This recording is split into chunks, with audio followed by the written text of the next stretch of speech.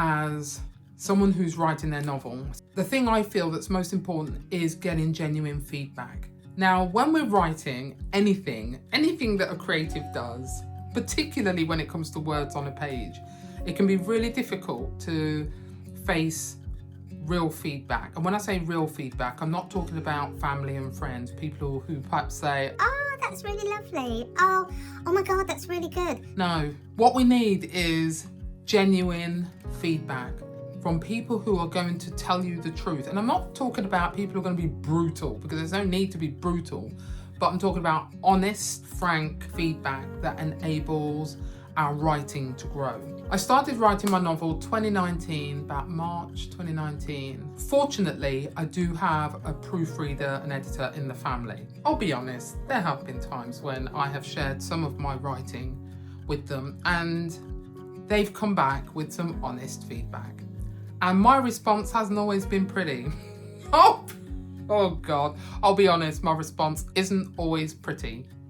No one likes facing criticism. However, that being said, once I've got out of my own way, I will look at perhaps what they've said and say, okay, yeah, I get that. That's true.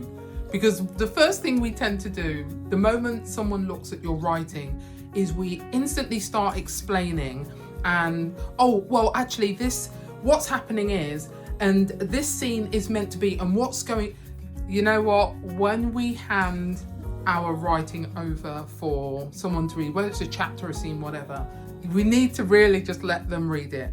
If it's apart from a larger piece of work, then usually what's really good is to just give some context, not a whole blow by blow, because they're going to be reading this piece anyway. So when they read it, they can understand the placement of this scene or chapter in a longer piece of work.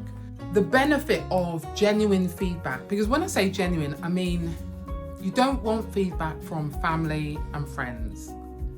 I'm lucky I have a proofreader and editor in my family. I have someone who's done copy editing, etc.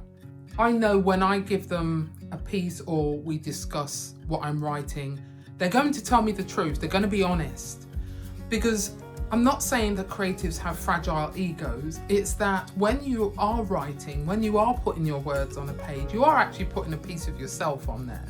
And already genuine criticism can feel like, oh my God, it feels like really painful. But the truth is, we've got to get over it. If we want our work to be excellent, if we want our writing to be coherent and strong, so that when somebody does start reading that work, it's like it just takes them to that place automatically. They understand what's going on. They have empathy with the character. They understand the journey. You know, there's a lot that's going on when it comes to putting the work together.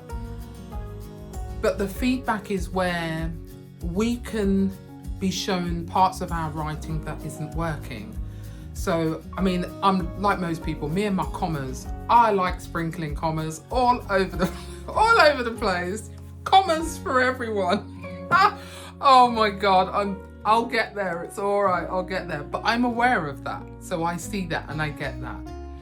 But there are things that as writers, people who are honing their craft, developing it, there are things that we can do. And one of the best things is to get that feedback. Because how can you grow? How can we grow as writers if we're afraid to get that feedback, if we're afraid to hear the truth about what we're doing? When somebody's learning the piano, they're going to get feedback from their tutor. They're going to get feedback from people who are listening. We need to get feedback from people who are reading. People who read. On that point, do not ask somebody who is into popular science to read your fantasy novel with dragons. I don't do dragons. No dragons for me. But don't get someone who does popular science to look at your fantasy novel, because if they don't like fantasy, you're not going to be able to get that genuine feedback. They're not going to be able to tell you what works, what doesn't, where you lost them, you know, the words that kind of took them out of the story. You need to find people who are in line with what you're writing. Sometimes you get people who can read multiple different things and they just love writing, love reading many things, and that's great. But I have friends, for example, there's one friend in particular, she loves reading fiction, but she hates fantasy. I'm writing fantasy at the moment. No dragons. I wouldn't get her to read it. There is no way I am going to present a chapter, a scene to this individual, because they are the wrong person entirely. They're going to fall asleep before they even see the first sentence. Beta readers and ARC readers, you have to do your research and make sure that you're finding the right ones. There are many out there, but you have to find the ones that are in line with what you're writing. You know, if you've got somebody who enjoys poetry, don't get them to try and read your horror, because they love their poetry. They're into poetry. Don't come along with your horror manuscript and ask them to read it, unless they also like horror. So if we want our writing to be strong, if we want it to be powerful, there's only one way to go. You've got to get people, well, actually there's several ways to go. Read and read a lot and read widely, but be willing to get that feedback. When I started my creative writing MA with the OU, one thing that did make me nervous was the thought that, is my writing as strong as I think it is? I don't think I'm too bad. I still believe there's a long way to go, because if you've just reached, I'm at my acme, I'm at my pinnacle, there's nowhere to go. I always think there's somewhere to go. No matter how good you are, there's always somewhere to go. I don't think I'm too bad. I've been writing for years, but I still have a lot to learn. And there was nervousness in presenting some of my writing and my work, because for all this time, since 2019, I've been writing my little echo chamber. I've got the proofreader editor in the family, but that's one person. I need another viewpoint, especially people who are within my genre, people who also like what I'm writing. And so when it came to actually presenting the work for the first time, I'm not kidding you, my heart was beating. I will confess, my heart was racing, because I've got someone now who's going to read my work. But now I'm getting that feedback. I'm seeing where I need to be stronger, where my writing needs to be better. And if that's what you want for yourself, if that's what you want for your work and your writing, I would encourage you to find the right people, get genuine feedback, not family and friends. If that's their job, if that's their role, if they're also a writer, great. If not, you really do need to find people who are going to help you write your best. Because family and friends are just gonna not want to hurt your feelings, unless they're that kind of people. But you want to know that you're getting better, your writing is getting stronger, and you're exploring. The other reason I did my MA actually was to help me write other things, to encourage, to force me to write other things actually. I do read a lot, I do like reading. I don't read as much as I would like, but I do enjoy reading, and I've always got books on the go.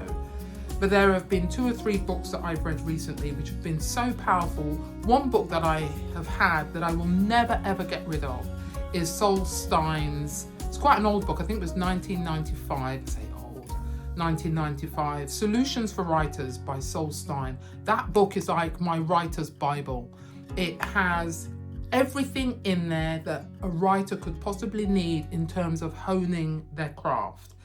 So, you know, get the genuine feedback, find the right people who are going to look at your work and tell you the truth, and be willing to do the work to make it better, because the only way that we get better as writers is by writing. Another thing is by reading. And so with the combination of those 2 things, our writing can only get stronger, but only if we get genuine feedback and we're willing to put the information that we've received, that feedback that we've got, if we're willing to put it into action. And the fact is, we owe it to our characters, we owe it to the time we're putting in, but we really owe it to our readers to give them the best that we can give them, to create worlds that they want to explore and be in, and to take them out of this current world and put them somewhere that they can have a flipping wild time, even if it's horror. I'm Denver Shy, and I will see you in the next video.